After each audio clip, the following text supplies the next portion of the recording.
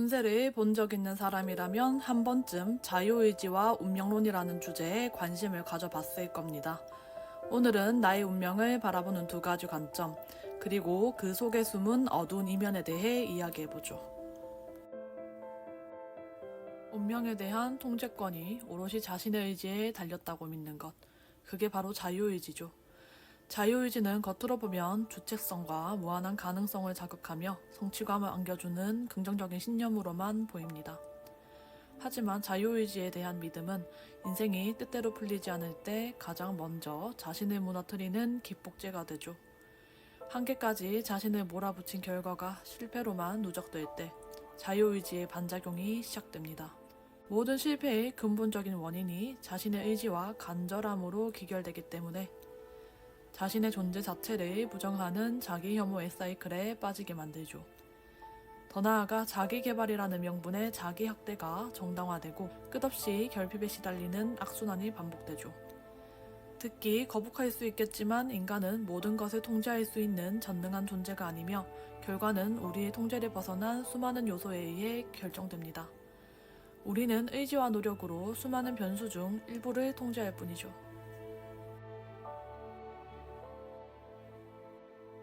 내 의지와 상관없이 모든 것은 이미 정해져 있다는 믿음, 이것이 운명론입니다.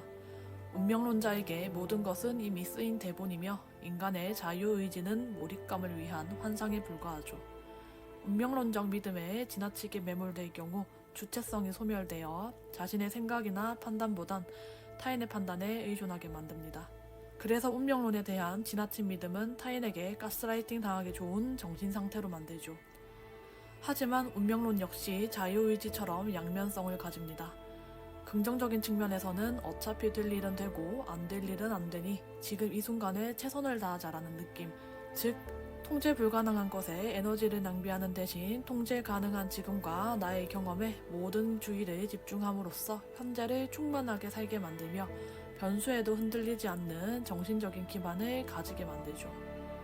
덧붙여 사주, 점성술처럼 정해진 생일 기반으로 운명을 점치는 모든 기술은 운명론과 연관됩니다.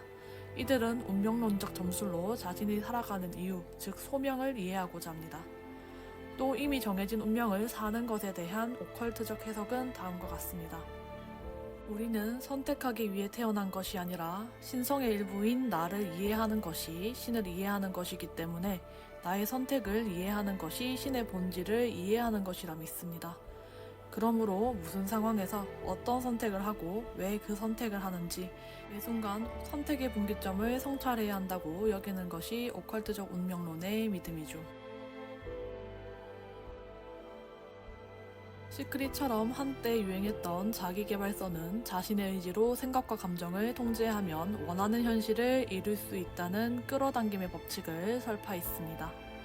그리고 끌어당김의 법칙 같은 성공 컨텐츠들은 의지가 모든 기적을 가능하게 한다는 맹목적인 믿음을 조성했죠. 특히 영성 분야에서 끌어당김의 법칙은 아직도 보편적인 진리처럼 여겨지고 있습니다. 하지만 믿음은 방향을 만들 뿐 모든 기적을 100% 현실로 구현하진 않습니다. 그리고 과도한 희망은 그만큼의 절망을 만들어내죠. 생각과 감정의 통제가 모든 기적을 가능하게 한다는 믿음, 끌어당김의 법칙 부작용은 다음과 같습니다.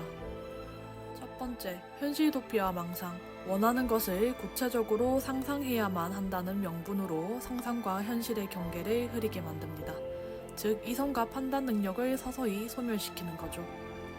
그리고 강박적인 명상은 현실 감각을 소멸시키고 우리의 뇌를 망상 공장으로 세팅시킵니다.